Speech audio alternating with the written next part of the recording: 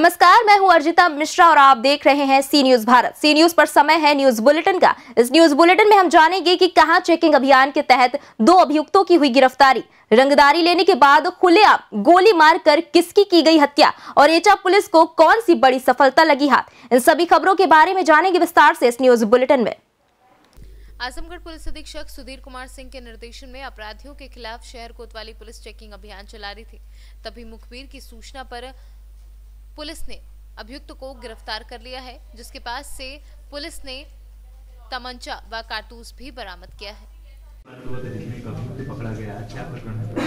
देखिए, ये एक वीडियो वायरल हुआ था जिसने अपनी कनपट्टी पर असला लगा रखा था और उस वीडियो में उसके द्वारा लड़की को धमकी भी दी गई थी। इसके संबंध में थाने पर एक मुकदमा, थाना कोतवाली में मुकदमा पंजीकृत था और इस अभियुक्त की तलाश की जा रही थी। ये 2 अभियुक्त पुलिस मुठभेड़ में गिरफ्तार हुए हैं।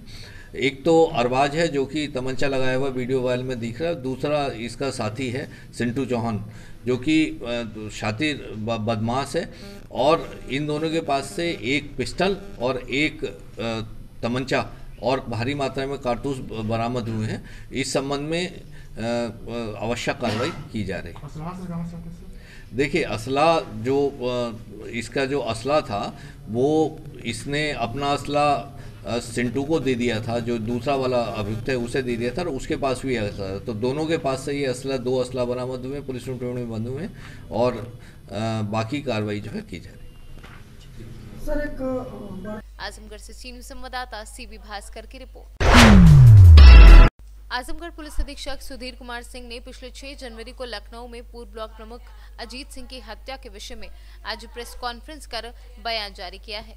इस जो अजीत सिंह का जो हत्या लखनऊ में हुई है उस मामले में मैं लगातार लखनऊ के कमिश्नर साहब से और वहाँ की पुलिस के संपर्क में हूँ और जो कार्रवाई यहाँ पर की जानी चाहिए, जो उसके एसोसिएट्स हैं, कुंटू सिंह के जो एसोसिएट्स हैं, जो उसकी सहायता करने वाले हैं, उनके संबंध में मेरे द्वारा टीमें बनाई हैं उन पर कार्रवाई करने के लिए और लगातार कार्रवाई की जाएगी और इसका असर आगामी आने वाले कुछ दिनों में देखने को मिलेगा। सर, जैसा कि अजीत हत्याकांड का ताना बुना आजमगढ़ से बुना गया था, तो ऐसे में आप द्वारा किस तरीके से मॉनिटरिंग की जा रही है और एक ब्लॉक प्रमुख और एक माफियाओं का भी नाम आ रहा है कुछ, इसमें किस तरीके से आप जांच कर रहे हैं इस तरीके? देखिए, अभी क्योंकि ये जांच हत्याकांड की जो विवेचना है वो लखनऊ कमिश्नरेट पुलिस द्वारा की जा रही है, तो इस संबंध में मेरा कुछ भी कहना उचित नहीं है।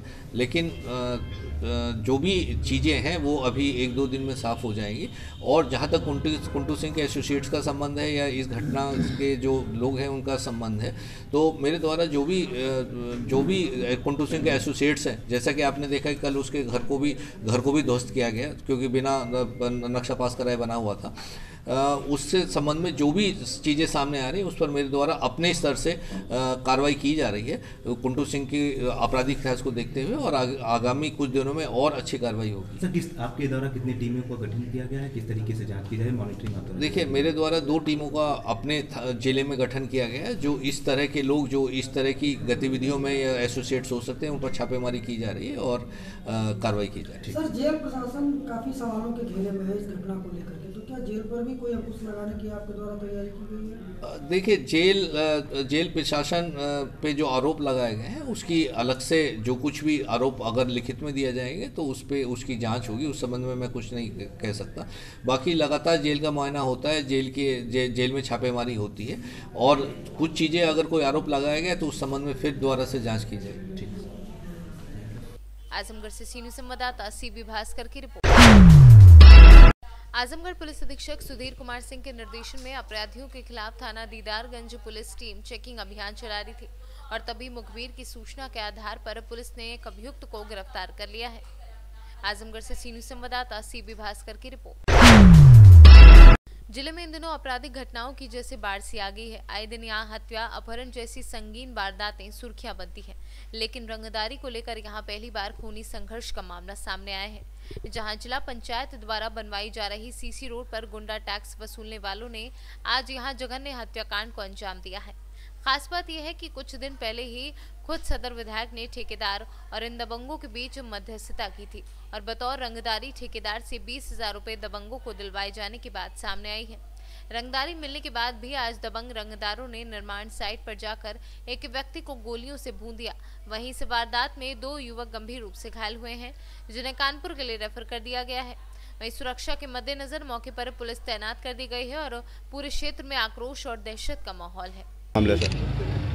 आज थाना नारायणी क्षेत्र में ग्राम कुरान की एक घटना है, जिसमें गोलीबारी की घटना हुई है। उस गोलीबारी की घटना में दुर्भावपूर्ण तरीके से एक अजीत सिंह को गोली लगी और उनकी मृत्यु हो गई जिला अस्पताल में इलाज के दौरान। और इस घटना के बारे में जो जानकारी प्राप्त हुई है, गांव में एक जिला पंचायत की सीसी रोड बन रही थी। उस सीसी रोड को अनूप सिंह और उनके लड़के जो है ये कह के कि उनकी बूंदरी ज़मीन में बन रही है और इस आधार पर वो सीसी रोड पर काम रुकवा रहे थे। ये अजीत सिंह जो है इस रोड को बनवाना चाहते थे, क्योंकि इनके बीच में पहले से भी जो है इनकी कशीदगी थी, जिसके आधार पर आज सुबह जो है दोनों पक्ष सामने सामने हुए और उसमें यह घटना हुई।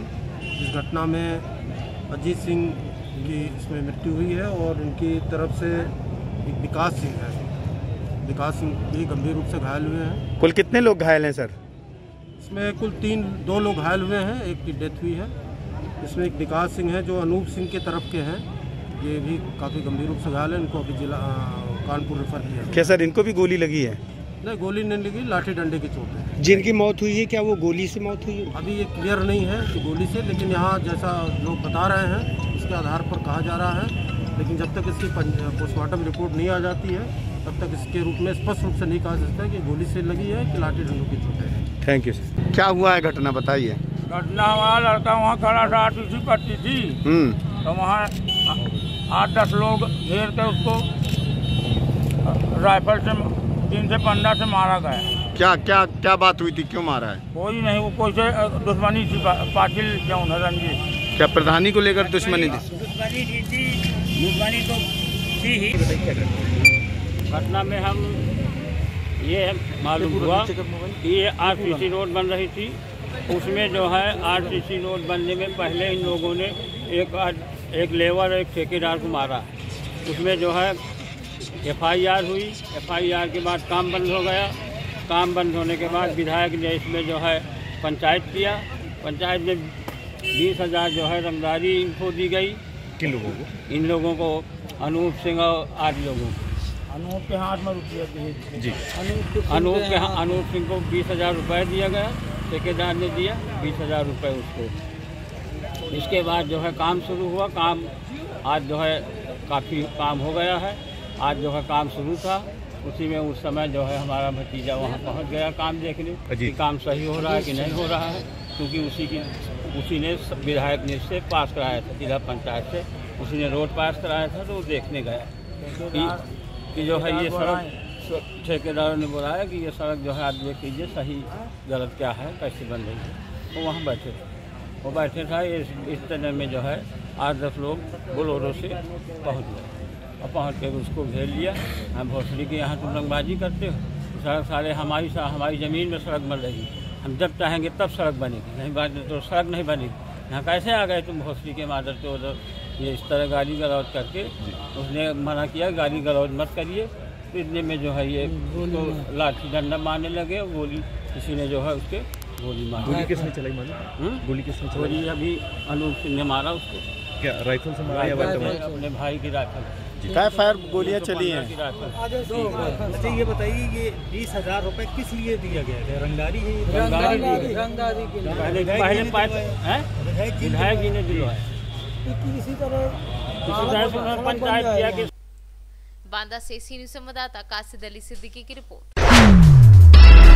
एटा पुलिस को बड़ी सफलता हाथ लगी है। थाना कोतवाली देहात पुलिस तथा STF मेरठ टीम की संयुक्त कार्यवाही में 4 शातिर गांजा तस्करों को गिरफ्तार कर लिया है।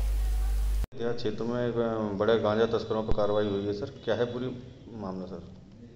आज बीती रात STF मेरठ यूनिट और थाना कोतवाली देहात पुलिस की संयुक्त टीम द्वारा चेकिंग के दौरान 4 आरोपियों को जो अवैध मादक पदार्थों की तस्करी में लिप्त थे उनको गिरफ्तार किया गया है।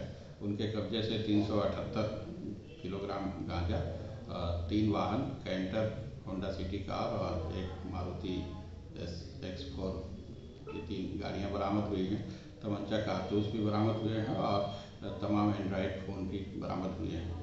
इन सभी को गिरफ्तार करके नियमानुसार इनको न्यायालय के समक्ष पेश किया जा रहा है, जहां से इनको जेल भेजा जाएगा। पूछताछ पे इन्होंने बताया है कि ये काफ़ी लंबे समय से मादक पदार्थों की तस्करी में संलिप्त थे और उड़ीसा से ये माल लेके बिहार के लिए तस्करी को ले जाते थे।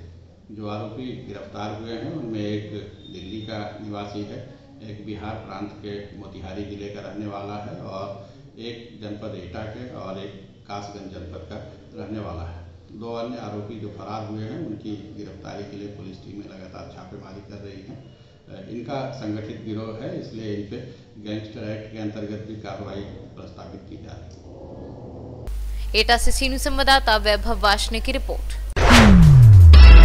सरगुजा जिले के मैनपाट वन परिक्षेत्र के बिलाई डोरी में हाथियों के आतंक से ग्रामीणों में दहशत देखने को मिल रही है। दरअसल बीती रात 2 ग्रामीणों के घरों को 9 हाथियों के दल ने तोड़ दिया। वहीं घर में रखे अनाज को हथियारों द्वारा चट कर दिया और साथ ही घरों के अन्य सामानों को भी नुकसान पहुंचाया है। इधर वन विभाग ग्रामीणों को सूचना देने में असफल रहा। यही वजह है कि ग्रामीणों को रत जगह करना पड़ रहा है और ग्रामीण दहशत में जीने को मजबूर हैं। मैनपाट में हाथियों का दल दिसंबर महीना से 2 महीना हो गया, वो आपका विचरण कर रहा है। जगह जगह पे कई घरों को नुकसान किया है और कई जगह फसलों को नुकसान किया है, जिसका हमने मुआवजा बनवाया है। मुआवजा राशि उनको वितरित किया जा रहा है और ग्रामीणों को सूचना के माध्यम से प्रचार प्रसार किया जा रहा है, उनको सचेत किया जा रहा है।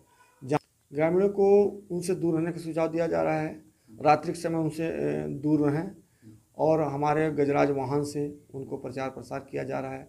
जहाँ पे उनको सुरक्षित स्थान मिलता है, आंगनबाड़ी, गांव के ग्राम पंचायत का पंचायत भवन, वहाँ पे उनको सुरक्षित स्थान पर रखा जाता है ताकि किसी प्रकार की नुकसानी न हो सके।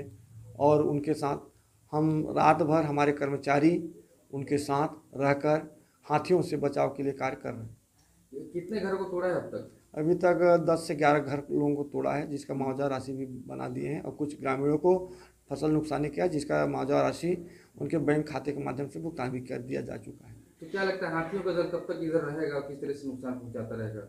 इसका क्या कारण है सर जी कि आपका इनको दिन में काबू रेंज में रहने का अच्छा साधन है। वहाँ पे पानी, जंगल, दोनों चीज़ उनको अच्छा मिल रहा है और जब रात का समय होता है तो मैनपाट की ओर अग्रसर आगे बढ़ते हैं और वहीं से नुकसानी करते हैं। और उसी नुकसानी को रोकने के लिए हम लोग ग्रामीणों के साथ मिलकर के प्रचार प्रसार, समझाई और ज़्यादा करके ग्रामीणों को समझाई से देते हैं कि आप उनसे दूर रहें, अपना सामान पक्के घर में रखें ताकि नुकसानी कम हो सके, अकेले जंगलों में न जाएं ताकि जान गंवाना न पड़ सके, ये सब समझाई दे।